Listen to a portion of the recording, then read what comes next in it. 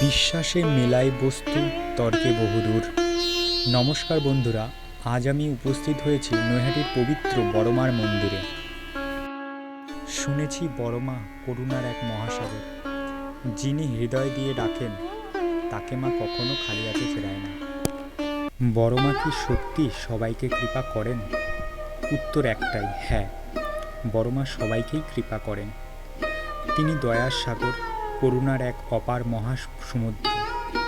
যে ভক্ত মন প্রাণ দিয়ে মাকে ডাকে, মা কখনোই তাকে খালি হাতে ফিরিয়ে দেন না। মায়ের চরণে একটুখানি নিবেদনই বদলে দিতে পারে ভাগ্যের দিকচক্র। এখন আমি প্রবেশ করছি বড়মার মন্দিরে। হৃদয়টা যেন কাঁপছে। এতজনের প্রার্থনার মাঝখানে আমি এসেছি আমার মাকে বলতে আমার মনের কথা। জানি মা শুনবেন, মা তো করুণার সাগর।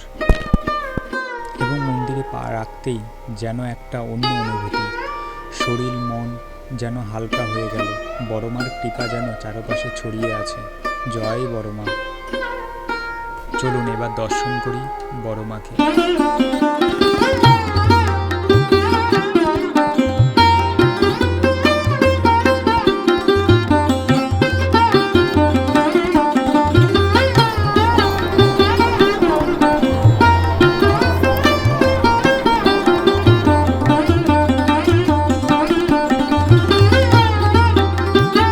এখন পুজো দিয়ে বেরিয়ে এলাম বড়মার মন্দির থেকে। মনটা বলে আরও একটু থেকে যাই, কিন্তু জানি মা আছেন আমাদের সঙ্গে প্রতিটি পদক্ষেপে। জয় মা বড়মা।